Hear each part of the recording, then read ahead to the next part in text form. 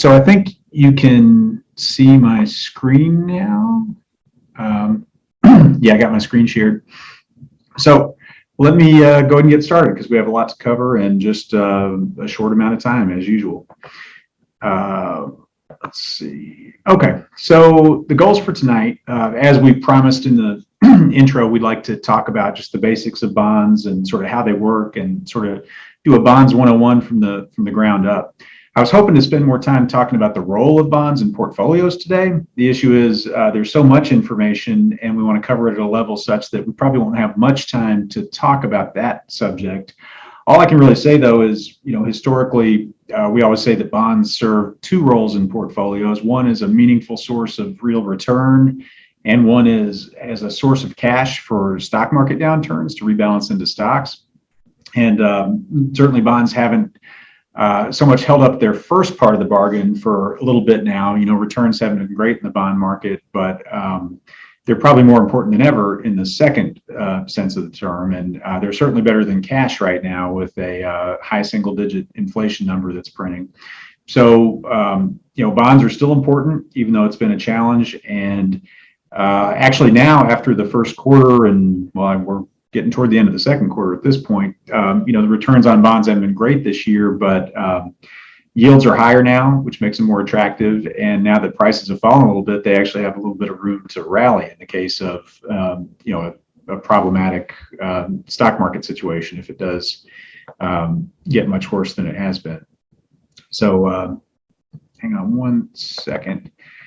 I just wanted to mention again that if you do have any questions, I'm going to pull up the box here for the Q&A. So feel free to ask questions in there. Other people shouldn't be able to see your question, but we should be able to see it and hopefully address it as best we can. So I'm just pulling it up to make sure I can see it. There we go. Okay. So, and finally, the last thing we're going to do tonight is, as I mentioned, we're going to talk about how bonds work, but sort of as a practical exercise at the end, the goal is that we're going to go through a fact sheet for a bond fund like we use here at Telarray, and hopefully we can go down the list and be able to talk about each item on there and interpret it and understand it, and hopefully that's the kind of tools we'll arm you with tonight. So the first question, what are bonds exactly? And as usual, it's not like they just got invented, in the 70s in some basement in New York City. Bonds have been around for probably thousands of years, certainly at least hundreds of years. And what I put here is an actual picture of an actual, called bearer bond or, real coupon bond. And so this is actually what you would get as a bond investor before the advent of electronic stuff and ways of tracking financial assets. So what you can see here, what this is it's a piece of paper, and it has kind of a main piece to it, which is the bond itself. And then it's got these tabs on the end of it, which are called coupons. We talk about bond coupons. Well, literally, originally, a bond coupon was a piece of paper you could tear off and redeem for your interest payment. So in this case, you can see this bond has a face value of $5. And then you can see over here, each coupon, it looks like it's about a 2-year bond because there's 4 coupons that are payable, I think, every 6 months. Each coupon is 7.5 cents. So if you owned this bond, you would tear off the coupon that's of the appropriate time. You can see they have dates here. This first one is payable August 1st, 1884. This one's February 1885, August 1885, and February 1886. So every 6 months, you could tear off one of these coupons and march down to your bank that issued it. In this case, it's a state, so maybe to a state office, and turn in that coupon, and they'd pay you 7.5 cents. And then at the maturity of the bond, which here it looks to be, it doesn't really matter, but January 1st, 1886. You could go down and turn in that piece of paper and get your $5 back for the bond. So, I mean, that's how bonds worked, and that's what it means to have a bond coupon. That's the interest payment you receive periodically, usually every 6 months. And that's a bond. It's very simple. And honestly, the type of bonds we invest in today are really no more complicated than this. The only thing that's complicated is, well, we'll talk about it in a minute, but basically, what if this bond trades after it's been issued, after you bought it? What if you sell it to somebody else and interest rates have changed? How do you know what price, to sell it to them for, et cetera, et cetera? That's where bonds get a little complicated.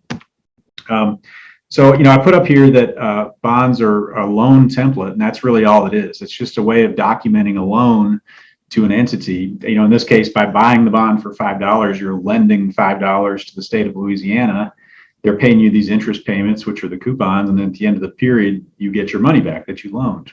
And the last thing I pointed out there is, since it is a $5 bond with 7.5-cent coupons every 6 months, if you do the math, you're getting 15 cents a year divided by, the 500 cents you paid for the bond. That's actually a 3% bond. So even though it's not written anywhere on here, this the annualized return of this bond, if you bought it for exactly $5, would have been 3% per year.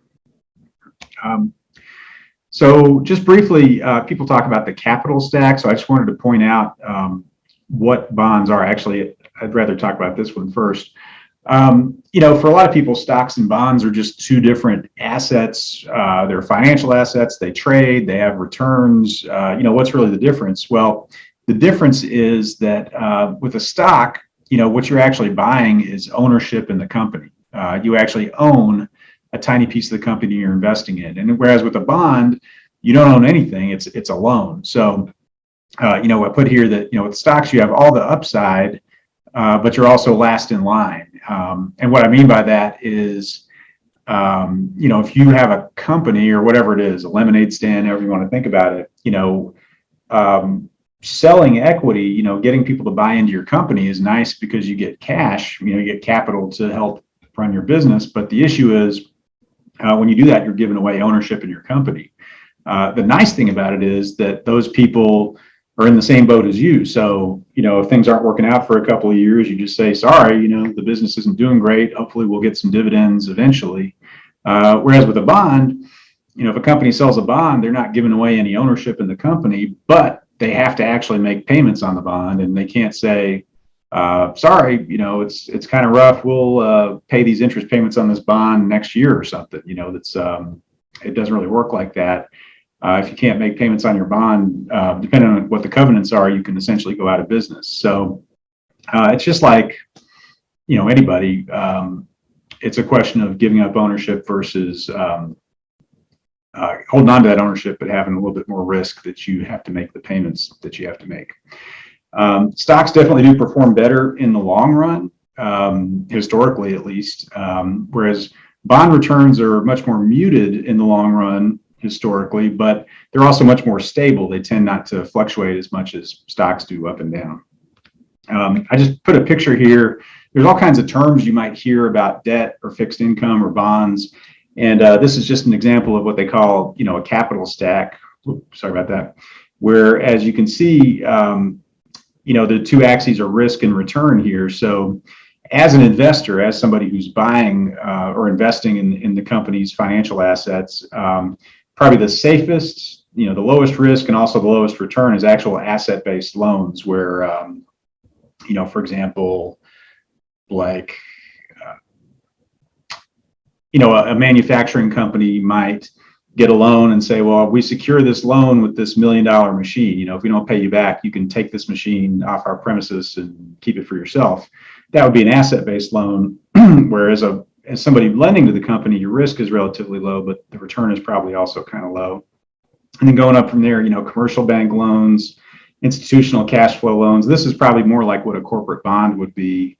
Then you can do second liens. And then from there, there's even more risky debt. They call it mezzanine debt between senior and junior bonds, junior subordinated. So generally what this means is companies might have senior debt and junior debt, or senior debt and subordinated debt. And all that means is if they start running out of money, they're going to pay off the senior debt first, and then the junior debt or subordinated debt gets paid next. Or in particular in a bankruptcy, the further you go right up this sort of step ladder here, the more returns you're likely to get in the long run, but also the more risk you have if there is financial distress.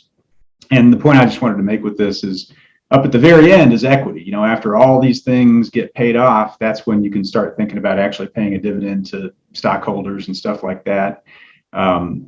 If you buy a bond from a company that, just to make it up, if some company, a biotech company cures cancer, well, their stock price goes up 100,000%.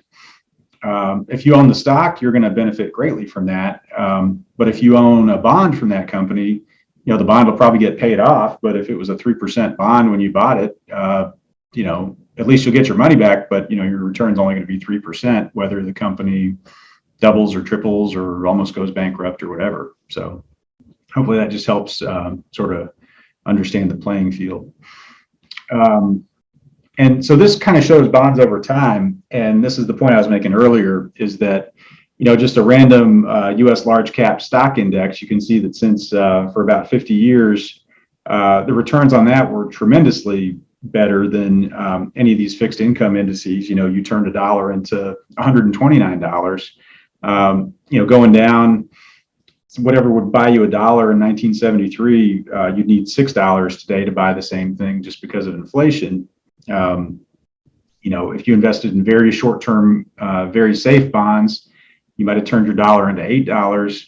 And then, if you invest in slightly riskier stuff, in this case, this is a longer duration index. We'll talk about duration in a minute. And this is a index with lower credit quality. You can see you do better, but it's still nothing like stocks. So the question is, why even own bonds? And the answer is, if you're putting money away in 1973 and not going to touch it until 2023, well, then there's no reason not to be 100% in stocks. But if you're living your life through this period and you're watching your portfolio and putting money away and then also pulling it out to buy a house or buy a car or send people to college or whatever, these downturns in the stock market can be very concerning, but they also can be actually, devastating. If you have a big downturn and then have to pull a bunch of money out, that can be very bad. Particularly if you're about to retire or you just retired, you have this sequence of returns risk where even if the returns are good in the long run, if you have bad returns at a bad time, that can give you a big problem. So you can see bonds didn't earn as much, but you can also see here that they really didn't have these huge fluctuations up and down like stocks do. And that's really the point of bonds. Like I said before, they do serve as a meaningful source of real return over time. You can see even Treasury bills had real return, and all that means is that they did better than inflation. They had a little bit of real return, but these other bond types had meaningful real return, but they also served as a ballast and even a source of cash to rebalance into stocks during these downturns. So that's just some more background on bonds. So what we're really here to talk about, and of course we're already 15 minutes in, so we got to move quickly here, but we're really here to talk about on a very low level, how do bonds work? And we'll look at that in a few different ways. The first thing is, I just grabbed this off the internet, but everybody knows, bond yields and bond prices move inversely. So generally, if yields on bonds goes up, their price goes down, and vice versa. And that's really a very, you can get a very intuitive understanding of that. And I'm going to go back and show you exactly what I mean with this bond we talked about before. So it all made sense. We bought this bond for $5. It pays 7.5 cents every 6 months. And then after about 2 years, we get our $5 back. Well, that's great. So that implies a 3% annualized return on a 2-year bond issued by the state of Louisiana. But let's say, you buy this bond and then the market, interest rate market changes a little bit. And now the state of Louisiana is issuing bonds at a 4% yield. So in other words, this would look exactly the same, except instead of the coupon saying 7.5 cents, if it was a 4% yield, it would say 10 cents. I think that's right. Yeah, it'd be 10 cents every 6 months instead of 7.5 cents. Well, that makes sense. You could go down to the state and buy a new bond, and it would have 10-cent coupons printed on it instead of 7.5 cent. But what if you own this bond and you wanted to sell it to somebody else? Obviously what they would say is they'd say, hey, why would I buy this bond from you for $5 and it only pays 7.5 cents every 6 months, where I could go to the state and buy a bond from them and get 10 cents every 6 months. The only reason I would buy this bond from you is if you charge me less than $5, because otherwise it's just a strictly worse deal than I could get for a new issue. So you can see right there, essentially what happened is interest rates rose, so the price of all bonds outstanding, of that tenor went down, and that's basically as simple as it is. That's why prices and yields work inversely. It's just a matter of, and vice versa. If instead of yields going from 3 to 4%, if yields went from 3% to 2%, well, if you went down to the state, you'd buy a $5 bond and it would have 5-cent coupons instead of 7.5. Well, suddenly your bond that pays 7.5 coupons would become much more valuable because they are higher than what you could get. So obviously, your bond would be more than $5. And the next question obviously is, well, how much more than $5, or how much less if interest rates rise? And that's what we're going to get into. And that's really why bonds have a reputation as being complicated or very math intensive. It's because everything's fine until bonds start trading at a different value than par. So what par means in this case, it's a $5 face value. It essentially means face value. So, if you bought this bond at $5, it'd be like you'd say you're buying it at par. Where if you bought it for less than $5, you'd say you bought it at a discount. And if you bought it for more than $5, you'd say it's at a premium. But that's what par means. And usually, as a convention, whether you buy, $1,000 or $1 million or $1 billion worth of bonds, the par value is generally quoted in, as 100. So essentially, that's just the convention. But we'll talk about that a little bit more. So as I mentioned, the yield that you get on the bond, one of the ways that that's expressed in the world is through the yield curve. So you can see this is the U.S. Treasury yield curve, just recently printed. And this blue one is the most recent one. But you can see the red one is actually at the end of 2021. So it's basically the very beginning of this year. And then the yellow one is where we were at the end of last quarter, so March 31st. So you can see, sure enough, yields have risen pretty dramatically. I mean, this is one of the biggest moves in one of the shortest times we've seen for bond yields in general, and treasuries are sort of the main bond that everything else is based on. So that's exactly why, just as we discussed, that's why bonds have suffered. They're still paying their coupon, they're still paying their interest, but the issue is the price that people are willing to pay for bonds has gone down. And you could say, well, if I don't sell my bonds, I haven't really lost any money. And I guess that's true, but at the same time, it's not really any different if you hold on to a low yielding bond to maturity versus if you sell it and, quote unquote, take a loss, but then buy another bond with those proceeds at a higher yield. Just tautologically, by the way the math works out, it's sort of the same experience. So that's kind of a misconception people have. But what we're going to talk about now is a little bit more detail about the sort of the engine behind bonds. And so what you can see here is this is an example of 3 different 5% coupon bonds. So again, if you put $100 in, they pay $2.50 every 6 months. And at the end of the period, you'd get your $100 back. But you can see one is a 2-year bond, one is a 10-year bond, and one is a 30-year bond. And you can see the slopes of these lines are very different. And the steeper the slope, the more sensitive you are to interest rates. And so that's why if you think about yields moving around up and down on the x-axis here, you can see the result in the price. So if you bought these bonds, if it just so happened the yield curve was perfectly flat and you could buy any tenor bond at a 5% yield, at a 5% coupon at par, as yields decline, you can see the longer bonds, the 30-year bonds, do much better because, again, you've locked it, since yields are falling, you've locked in that higher yield for a longer time with a longer bond. So people want those bonds much more than shorter bonds. But on the other hand, if yields start rising, then you can see the longer bond, the 30-year bond, declines in price much more quickly. So that's just something to keep in mind. And you can see that here in this chart. You can see, if rates move up 1%, 2%, 3%, you can see the price change in a 2-year bond versus a 10-year bond versus a 30-year bond. And so that's kind of, something to keep in mind. And as a practical matter, you would never see all three of these types of bonds issued at the same yield, because usually the yield curve looks like this. It's upward sloping in the sense that short-term bonds, see this axis is time to maturity. You can see this is the 2-year, this is 10 years, this is 30 years. This yield curve is kind of funny looking. It's very flat, which that's a whole thing that tends to predict recessions, is when a yield curve becomes flat or inverted. And what inverted means is when shorter bonds have higher yields than longer dated bonds. But the point is that generally, when you see an upward sloping yield curve like this, if you buy a shorter bond, it generally tends to yield less, and if you buy a longer bond, it tends to yield more. So, the reason to buy a 30-year bond is that you probably get more yield for it compared to a shorter one. But on the other hand, you can see that you're much more sensitive to changes in interest rates.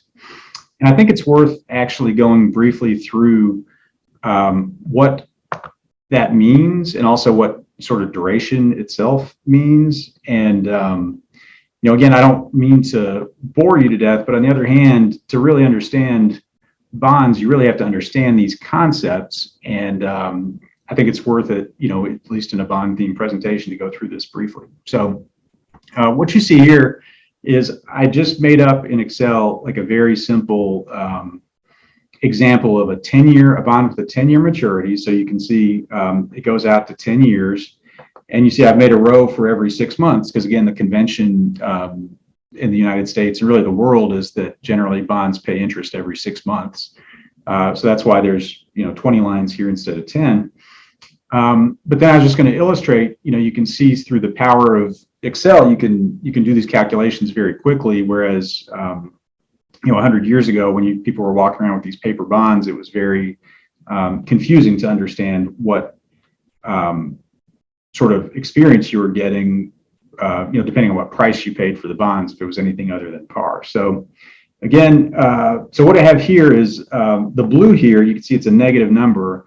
That's the price you pay for the bond today in this example, which since in this example, I made a 5% coupon for the bond. So every 6 months you get $2.50.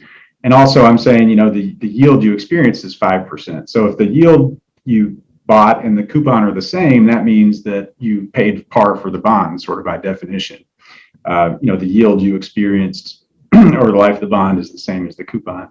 So you can see in this example, you pay $100 for the bond, you get $2.50 every 6 months. And then at the end, the very last payment, you get $102.50 because you get your last $2.50 coupon payment, but then you also get your money back, you get par back. So, what's kind of interesting is, if you play around with the yield, if I said, well, what if yields went to 6% instead of 5%, you put that in there, well, then suddenly the value of the bond that you would want to pay fell from 100 to 92, and vice versa. If yields fell dramatically to 3%, then you'd expect to pay 117 for the bond, which is a big difference.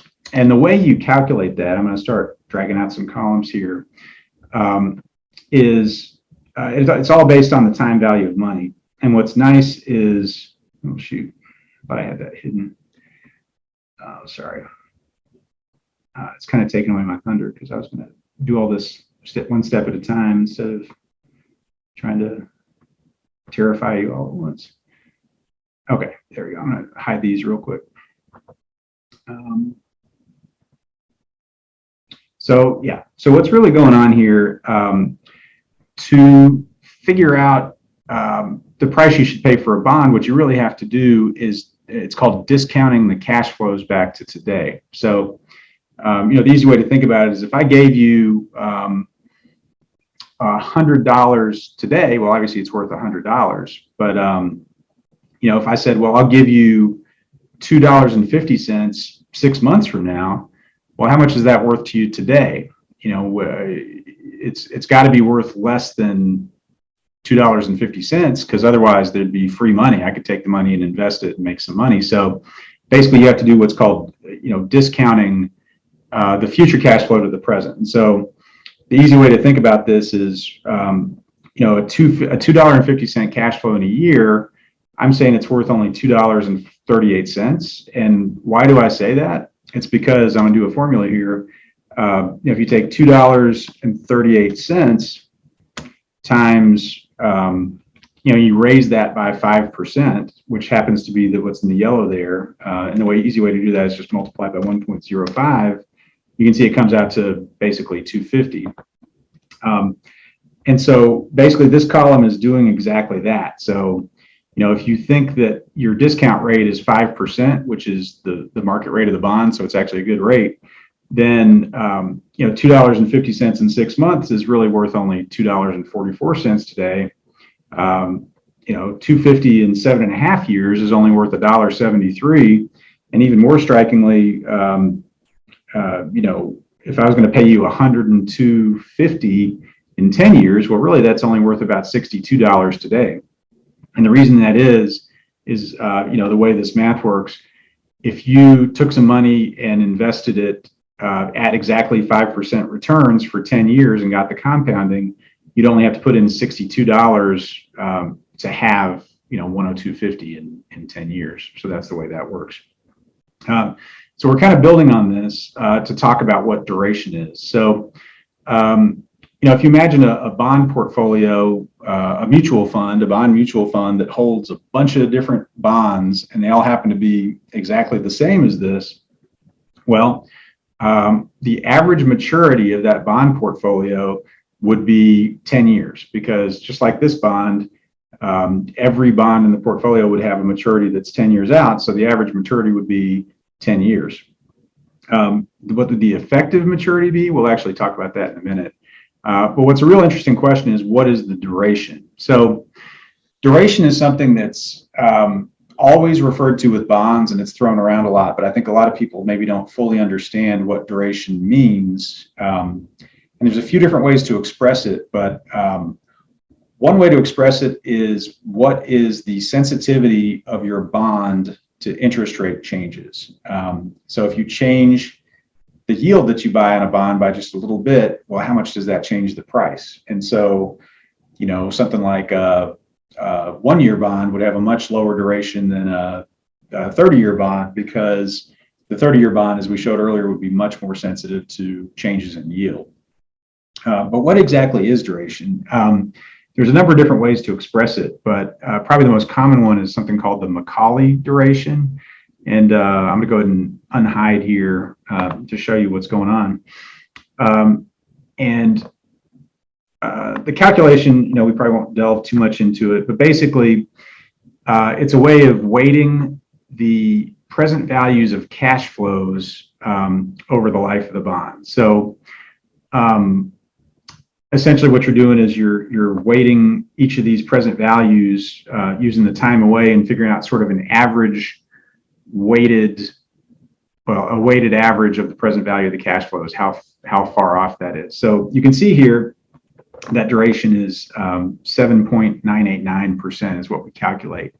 And so what that means is, if you made a 0 coupon bond, so I'm going to go and change this to 0. What that means is you would get no cash flows until maturity, and then you get par back on the bond. So the only way to get par back and not get any coupons and have a meaningful return is to pay a lot less than par. So you can see if you pay $61, at a 5% yield, that would mean if you invest $61 today and get $100 back in 10 years, well, you would have achieved 5% returns. And you can see the duration of a bond like that is exactly 10 years, because 100% of the cash flows, the present value of the cash flows come after 10 years. But if you start using a coupon on the bonds, we'll move it back to 5% coupons, you can see that the duration fell from 10 years to 7.99 years. And the reason is you're still getting most of the money back in 10 years. So, that's pushing the duration towards 10 years, but you get all those coupon payments over time every 6 months. So that's sort of shortening up the amount of time it takes to get your money back on average, if that makes sense.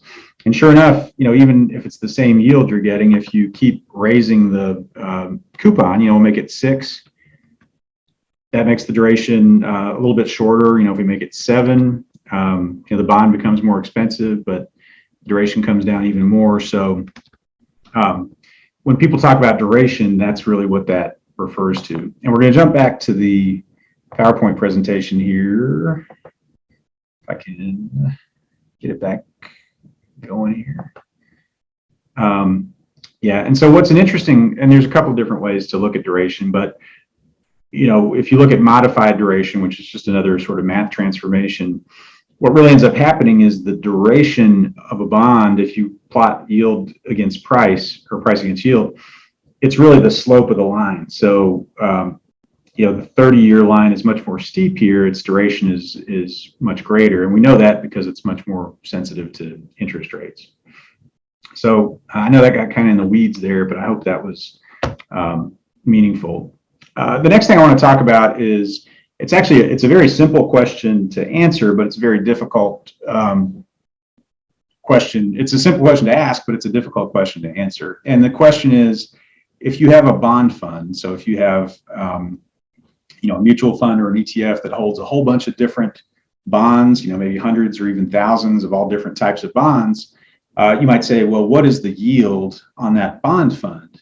And, kind of as a joke, that's kind of like asking somebody, when you drove cross country last year, how fast did you drive? And you could say, well, I drove 75 miles an hour because that's what I set my cruise control to. Well, that's true when you were driving, but if you stopped for food or stopped for gas, that would actually lower your average speed, so you didn't drive 75 miles all the time. If you consider when you're sleeping, that would lower your average speed even more. Are you doing it for how long you travel over the road, as the crow flies? There's all kinds of, it's not a simple answer. In the same way, if somebody asked you, like, where did you go to school? You could say, well, do you mean college? Or like, where did I go to preschool? Or, where did I graduate from high school? It's a very simple question, but there's a lot of different answers. And, asking what the yield is on a bond fund is one of those sort of questions. And so there's a bunch of different ways to look at it. I put 3 ways to look at it here. And in fact, before we talk about that, we'll talk about this first. So one of the simplest ways, and in fact, we'll jump back to a spreadsheet again real quick, just to show you. So this is an example. This is actually the interest payments, the dividends received from a bond fund that's actually one of the ones in our portfolio. And you can see this fund going back, it pays an ordinary dividends. That essentially means it's distributing all the coupon payments it received from the bonds in the portfolio. It's distributing those dividends every month. And you can see that it's not exactly the same every month. It does vary. And over here, I plotted out, what the distribution. So it looks like for a share of this mutual fund, it's distributing somewhere between about 1.50 cents up to almost 3 cents every month, but it does vary a little bit. So what is the yield on that? Probably one of the most meaningful ways to look at it is something called the trailing 12-month yield. And the way you would compute that is you would just add up the distributions for the past year, the dividends for the past year, which happens to be 29.5 cents, and then divide that by the current share price of the fund. So I'll do that real quick. And if you do it like that, you can see the yield on this fund would be somewhere around 3%, 3.05%. There's another metric called the distribution yield, which looks at the trailing 12 months, but it doesn't include just these ordinary dividends. It also includes capital gain distributions, which just as a refresher, we'll talk about what that is in a minute as well. But you can see there was a 19.4 cent capital gain distribution at the end of the year. So to get the distribution yield on this fund, you would actually add, all the ordinary dividends you got plus capital gain distribution. You divide that by the current fund price, and it's a little bit higher. It's something more like a little over 5%. And one last metric, especially for this is actually more important when you're talking about the yield on individual stocks, because sometimes dividends can be boosted or dividends can be cut, and generally they try to keep them the same unless they're going to change for a long time. So what a current yield does is, rather than looking at the last 12 months, a current yield looks at the most recent distribution and then sort of annualizes that. So if I was going to calculate the current yield for this fund, I would take the most recent dividend payment, which is 2.3 cents per share, and I'd multiply it by 12, and then I would divide that by the share price again, which it comes out to about 2.8, 2.9%.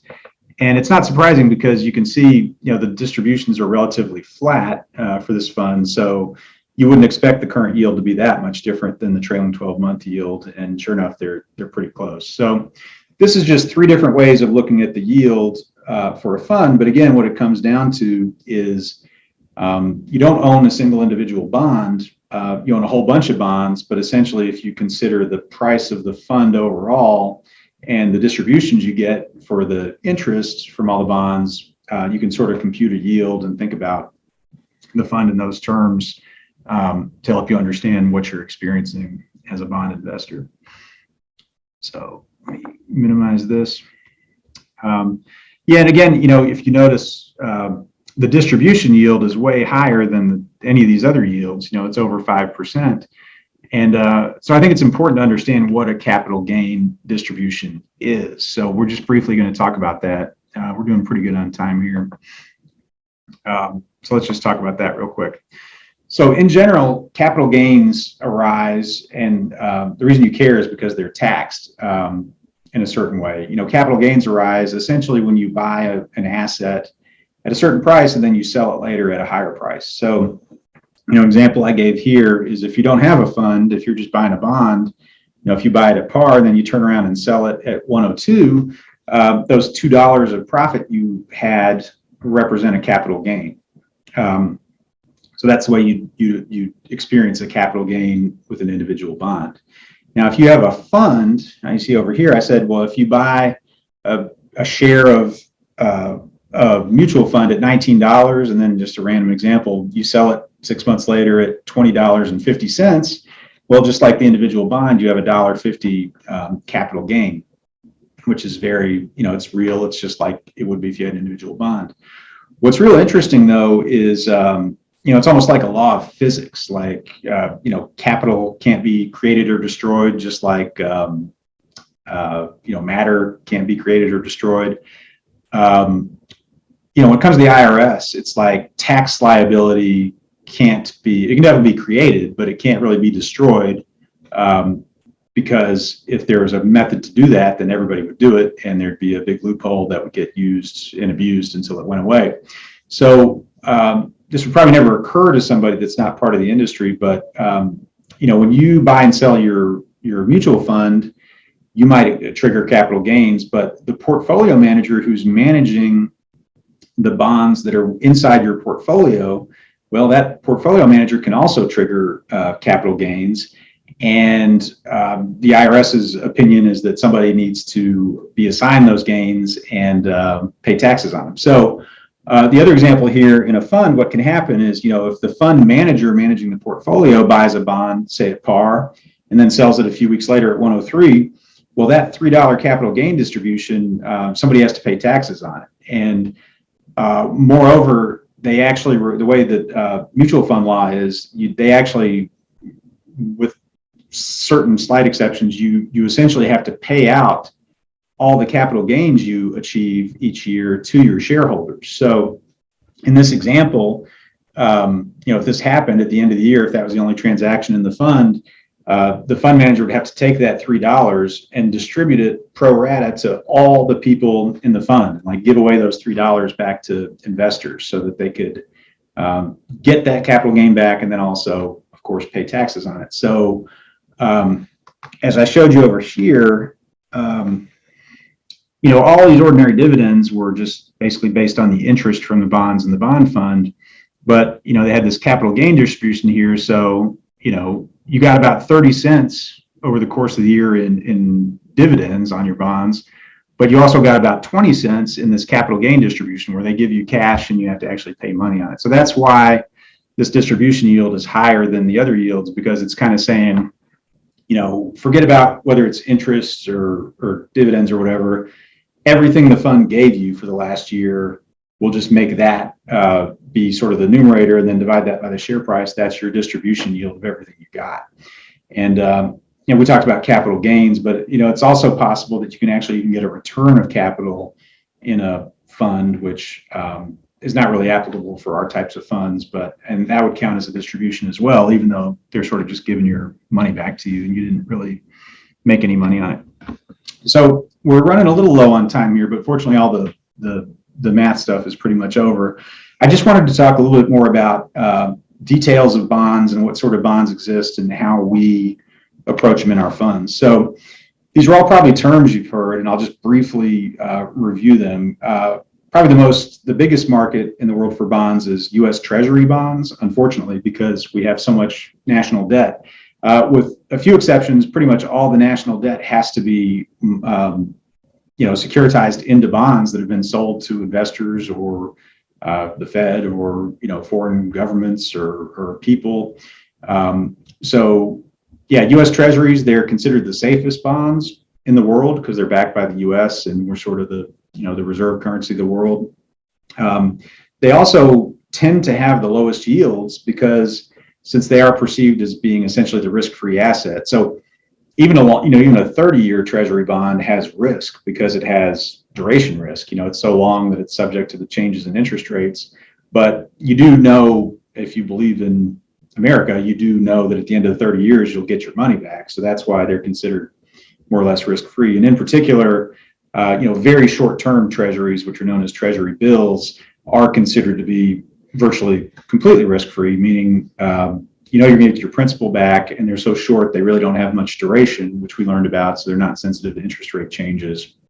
But even short-term treasuries aren't truly risk-free because if you're buying a 1 month treasury at 0.2% yield and inflation is 9%, well, you're actually destroying a good bit of your buying power each year. And there's inflation index treasuries, which maybe truly are risk-free, but that's kind of beyond the scope of this, and there's really not much return there.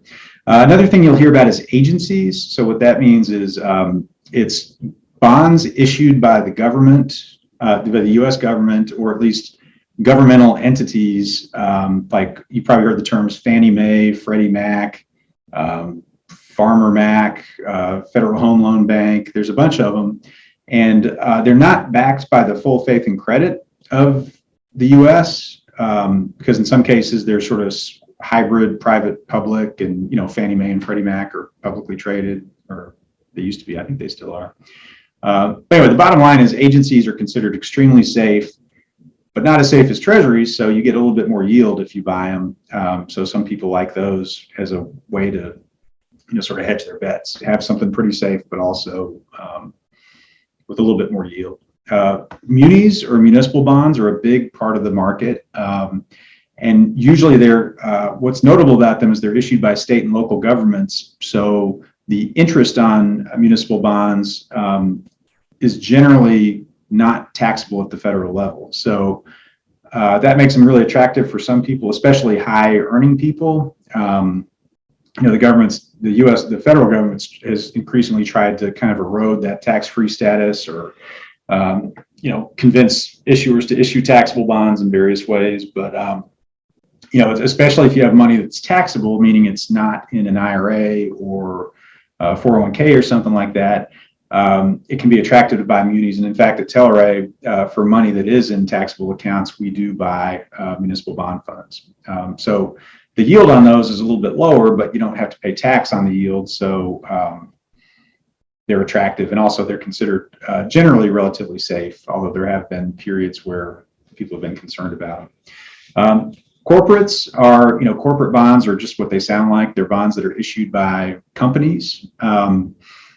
And depending on the credit quality of the company, they can have returns that are very similar to treasuries, or they can, the riskier the company, they can have very different returns. And generally, the lower the credit quality of the company, the riskier the company is, the higher the yield will be on the bonds, but also the higher the risk that you might lose all your money if the company goes bankrupt. There's a lot of other types of bonds. I put sovereign U.S. There's a lot of bonds that are issued by other countries, and it's really interesting.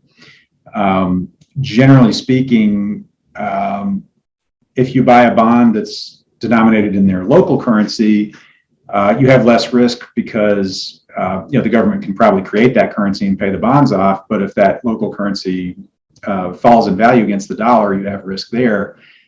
So some countries issue bonds denominated in US dollars, which is great because you don't have that currency risk. But then you have the risk that since the country can't issue dollars out of thin air like they can their own currency, then you have a lot greater risk of default. And in fact, that's playing out right now in Russia. Russia has both ruble-denominated debt and dollar-denominated debt. And, ironically, well, not ironically, but, they're probably going to have trouble paying their dollar-denominated debt because they've sort of been shut out of the dollar system, which is very unusual. But,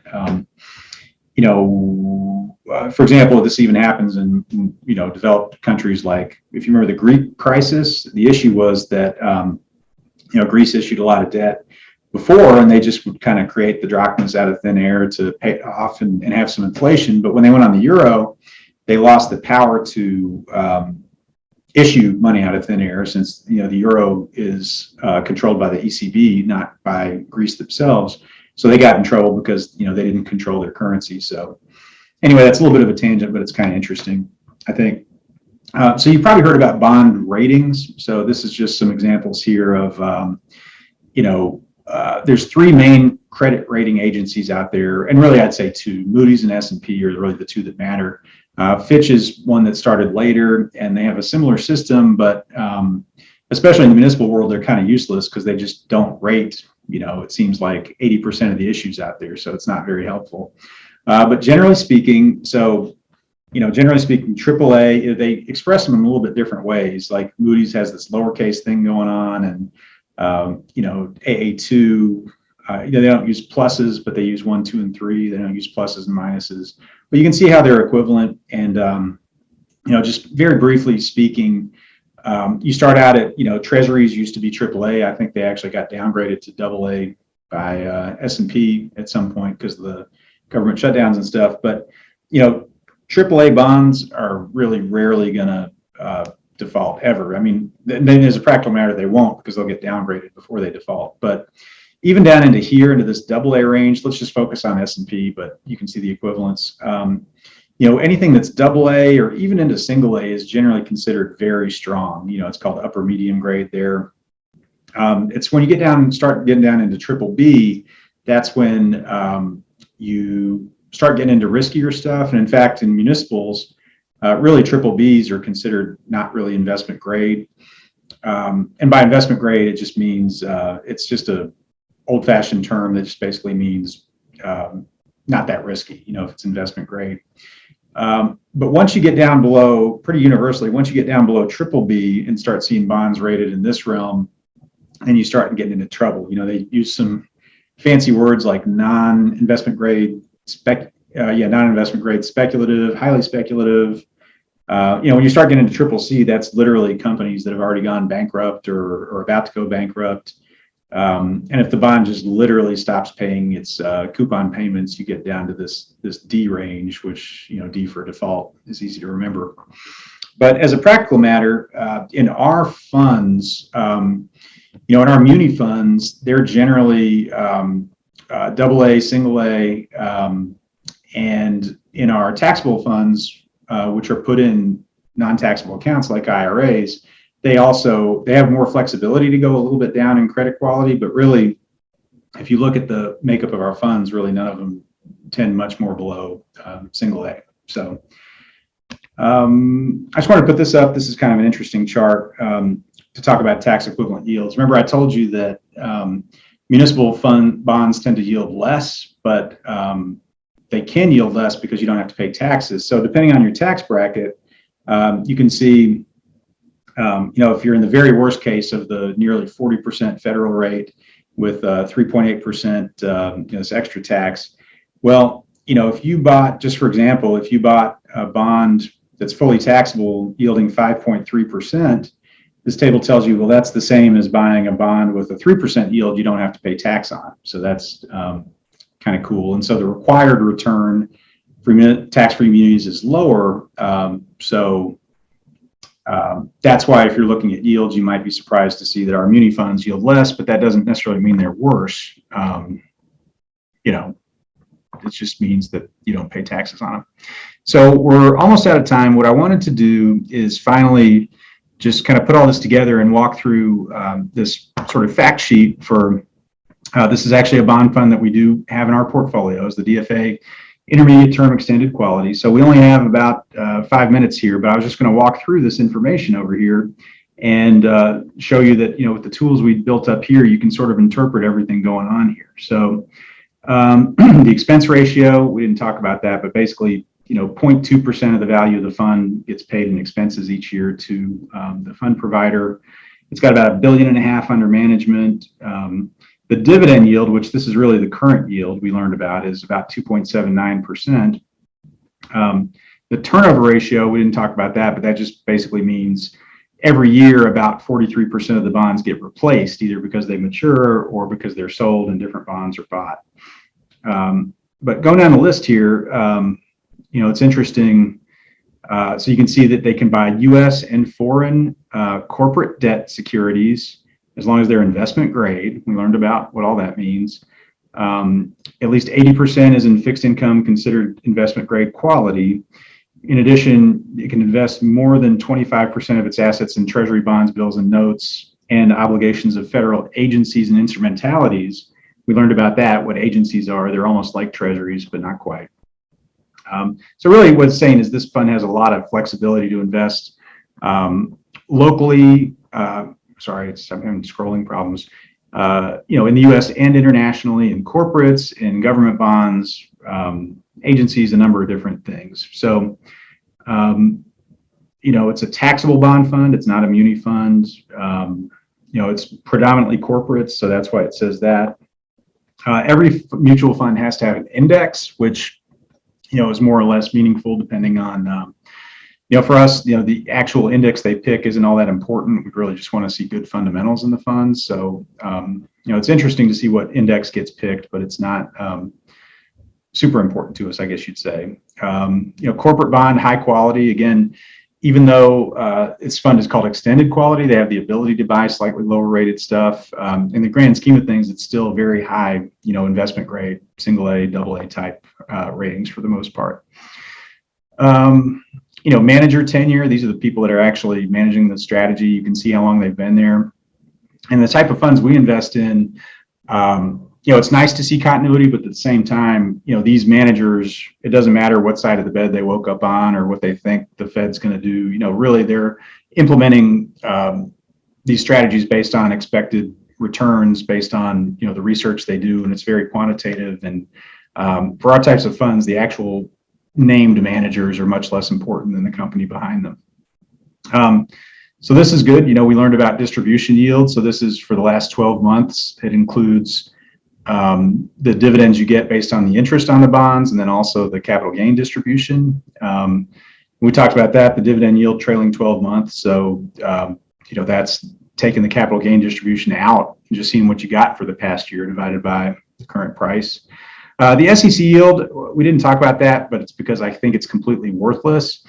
It's something the SEC came up with to try to standardize the reporting of the yields across different types of funds, but it is standard, but it's also relatively meaningless because the way the calculation works doesn't really take into account, the premium versus discount of the bond and a number of other issues. And in fact, sometimes, especially for like TIPS funds, inflation index funds, it'll actually report a negative SEC yield, even though you're making money you're not losing money on the bonds, but it'll make it look negative, which doesn't make any sense. So number of holdings, it shows we're holding 400 bonds in this fund. And this is interesting because, this is all fund level stuff, but like we talked about, these funds are bond funds because they're made up of a bunch of different bonds. So it's interesting to see that, the average current yield of the bonds in the portfolio is 3.4%. So that's around these numbers, and it suggests that, these dividend distributions are sustainable.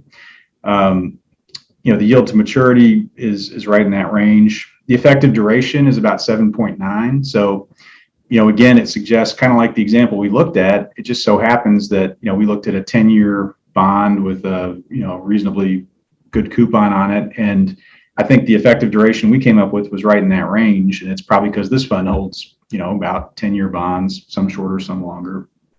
The average coupon of the bonds in the portfolio is 3.71%, which when you combine that with the average price of the bonds, it's basically saying that the coupon's around 3.7% and all the bonds are priced right around par. So, again, these sorts of yields are probably pretty sustainable, and in fact might even come up a little bit.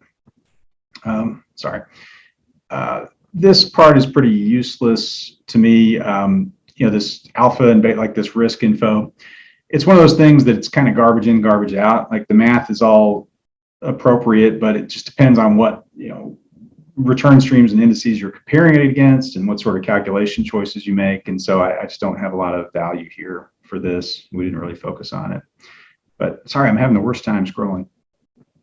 A lot of this is just obvious. This fund's been around since 2010. They're reporting, timely. The annual report and semi-annual report have to come out every 6 months. So, they seem up to date.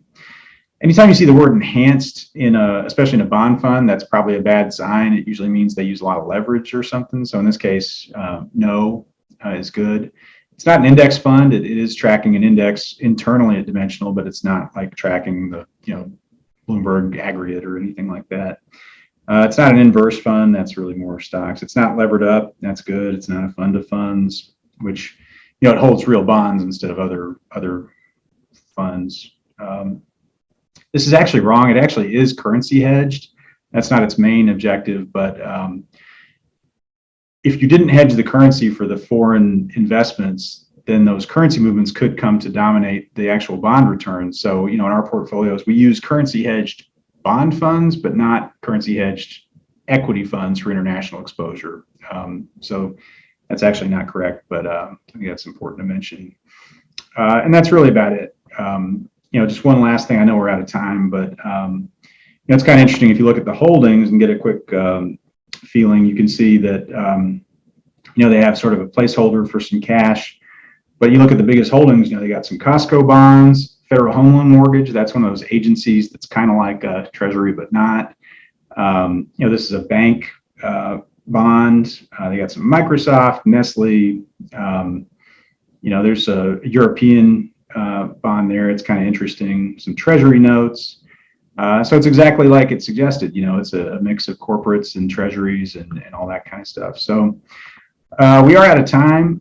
So the goal again was to kind of do an intro to bonds such that we could look at a fact sheet like this and understand what it's talking about when it comes to a bond fund. And I hope you were successful at that. If you're interested, as an exercise, you could look at your, and we try not to talk about specific investments in these sessions. And the only reason is that, especially if we start talking about performance, there's all kinds of disclaimers and rules that get triggered. But what I'd suggest is, take a look at your statement if you're a Telarray investor, and just there should be no more than about 4 different bond funds. Well, depending on if you're in T2 or not, but probably about 4 bond funds you might see. And you might want to just take a look and look on Yahoo Finance. And I think you'll be surprised that hopefully after this session, if you didn't know some of this stuff, that you'll be much more prepared to understand what's in your portfolio there. So usually I'm good about time. I actually went over by 1 minute here, so I apologize, but you can tell I get excited about this stuff. I get excited about all this stuff. I actually used to work at a bond mutual fund family. So there's a lot more detail I could go into on much more esoteric subjects when it comes to this stuff. So if you're interested, please do drop me a line. I try to always put up my, well, let's see, maybe, let me just move it to the end here. There's a few slides we didn't get to, but nothing too important. Yeah, so please drop me a line. If you have a specific question for me, that's my email address and then the switchboard number you can get us at here. And if you're not a client, if you don't want to waste your time with me and you are interested in learning about what we do here at Telarray, or looking at potentially becoming a client, then you can either email me directly, or there's a more generic email there to kind of get that process kicked off to learn more about us. So yeah, thank you very much. We're about 2 minutes over here, but I appreciate your attention, and I'll go ahead and sign off, but please let us know if we can help further. Thank you for joining.